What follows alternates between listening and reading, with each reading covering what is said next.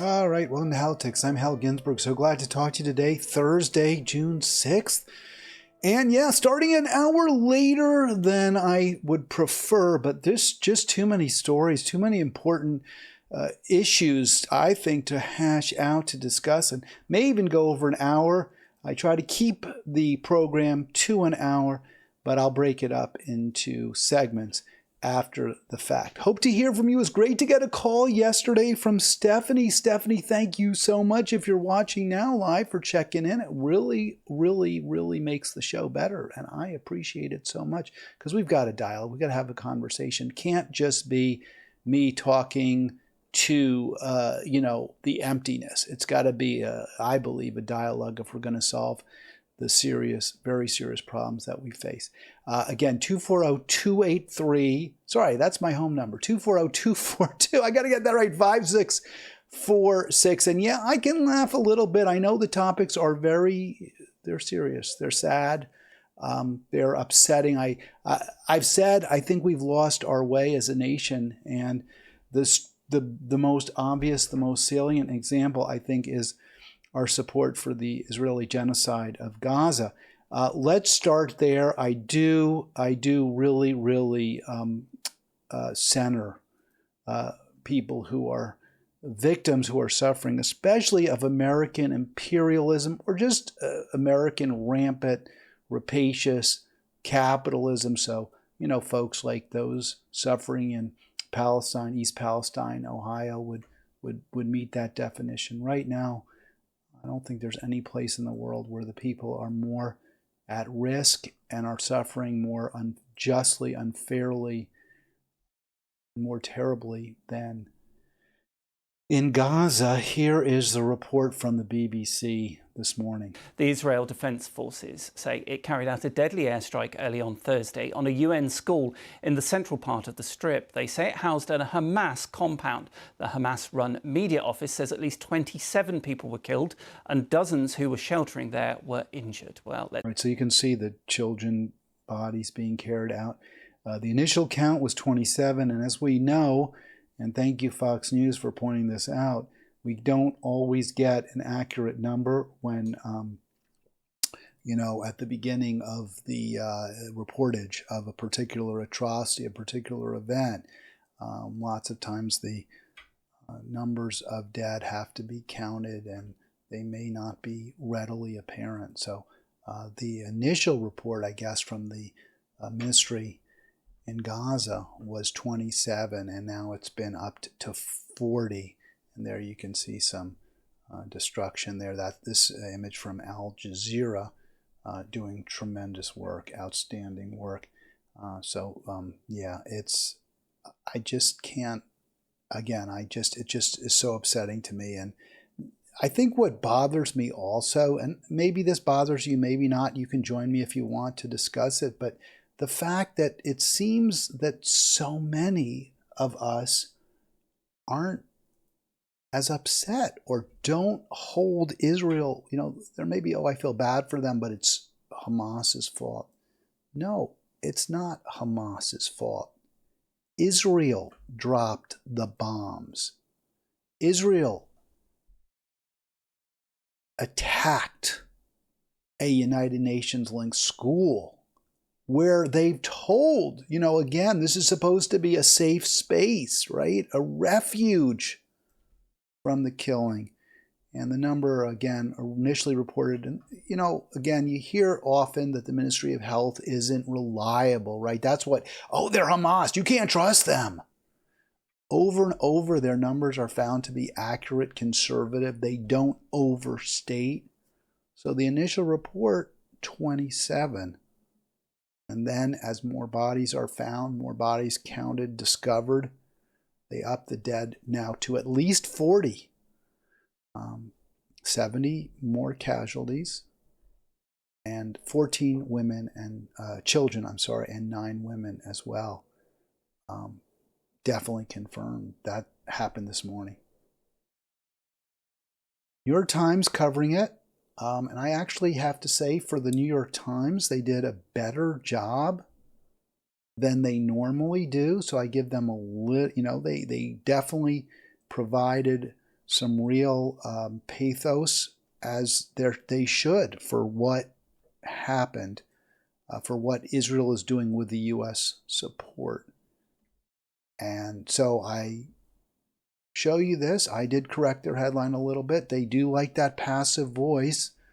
When it's Israel committing atrocities, the Times really likes to use that passive voice and attribute the dead, the wounded, the killed, the murdered to just some sort of past, passive group that we don't really know. So I did correct it. There it is. Gazans weep and pray over loved ones killed in attack on former school. That's the way the New York Times characterizes it in their headlines. Of course, I corrected that to be, no, it's killed by Israelis with U.S. weapons in attack on former school. And even in the sort of subheadline, they say, Gazans say that each place they flee eventually gets caught up in the bloodshed. No, again, it's sort of like, well, these things happen in war, right? That's sort of how they're trying to spin at the Times. You should know this. You need to be, fully understanding how the New York Times subtly and not so subtly tries to minimize, diminish, reduce the impact of the Israeli atrocities, the genocide, the murders by Israel. And that's very, very upsetting to me. It also upsets me that many people seem to have trouble understanding that the Times engages in manipulation. I think they might even acknowledge it, but then there's well, everyone does that. Okay, well, maybe we all do, but if this is your news source, then you need to understand how they're trying to reduce the impact of the horrors committed by Israel. But again, I don't want to be too hard on them, because after all, look at this. And I just did that subscribe again just one more time. Yeah, please do subscribe to Halitics. Keep seeing those numbers trickle up, keep going up a little bit. And that's that's certainly, makes me feel good. It's gratifying is the word I was looking for. I think I am getting older. I am getting older, but I wonder if I'm getting, I'm starting to have trouble remembering certain words. I hope that's not a symptom of something serious. This is very, very painful to read. So I give and it should be painful to read about an advanced nation dropping bombs on a school where children are sheltering. A mother begs her dead child to take her hand. That's what we're doing. That's what we're responsible for. I just want to be clear about one thing. I always try to be as accurate as I can be. So I put in that New York Times headline. We'll go back to that. Killed by Israel. Well, we know they were killed by Israelis. Killed by Israelis with U.S. weapons. I can't state that I read or that it was confirmed for me that it was U.S. weapons, but we know that U.S. bombs have been confirmed to be the cause of many atrocities. This was a bombing. So, all signs would point to it being the United States that supplied the killing machine, the killing weapon. All right, 240-242-5646. I always center, now I center the Palestinian people, the people of Gaza specifically, in most cases. And this is going to just be a very closely related story. As much as I do that, elites in this country are doing their best, their hardest, their utmost to distract you from what's happening. Specifically, how Israel is massacring, eradicating the people of Gaza. So one of our most august, most highly reputed institutions, the Columbia Law School, with its most prestigious journal, the Columbia Law Review. Now, this is like one of a handful of the most respected, most honored legal publications in the country. Columbia's top 3, top 5, I mean, count. It's right there at the very top of the law school pantheon. And they don't want to tell you about the legal crime that underlies, that was there at the beginning.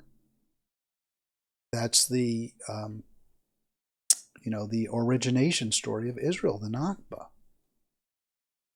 And a Palestinian scholar, highly reputed, wrote a law review article for the Harvard Law Journal. That was spiked, that the editors there said, we're not going to publish it. Where he set out, this scholar set out the legal argument that the Nakba, that is the original creation of the state of Israel, including the pushing out, the Nakba, the pushing out, the expulsion of hundreds of thousands of Palestinians from what became and what was the state of Israel, was in fact a crime. It's not, he doesn't say it's genocide, he doesn't say it's apartheid, but he puts it in that category. Harvard said, we're not going to publish that. We've got all these very, very powerful, powerful, wealthy donors, alumni who won't want that in the Harvard Law Journal. So we're not going to publish it. Columbia Law Review editors, to their credit, said, well, wait a second, this is ridiculous. If Harvard doesn't want it, we'll take it. And they didn't just verbatim publish what Harvard refused, but worked for, I think, over a year. If you read this article from The Intercept, he did an amazing job with the scholar. And they did, in fact, publish it. They posted it at the Columbia Law Review website. And the trustees pulled it within 24 hours. They said, we're not going to let that. People don't get to see that. This is how our institutions behave, our elites. They circle the wagons. They protect each other. I guess Obama went to Harvard Law School. He was the president of the Law Review there. I don't know why I was thinking Columbia, but was he ever at Columbia? Maybe not. I'm not sure. But the Harvard Law Review said, we're not going to publish the scholar. And now the Columbia Law Review did publish him, and the university, the board of trustees of the review, which really is the university in the end, said, we're not going to let that stand. No. So over and over we see how a small group of very rich, very powerful, very celebrated people try to keep us in the dark, try to perpetuate their own influence, their own control, their stranglehold, really over the entire planet. It's as bad as it can be. It's just as bad as it can be. I mean, I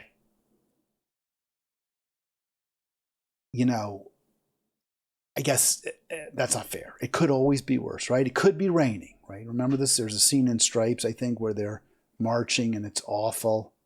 And one of the recruits says, could be worse. And they look at him and he says, it could be raining. And then it starts to rain. So, yes,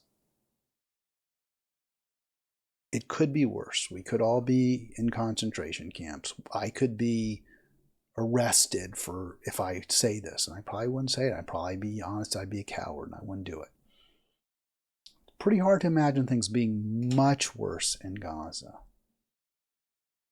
And we're supporting them.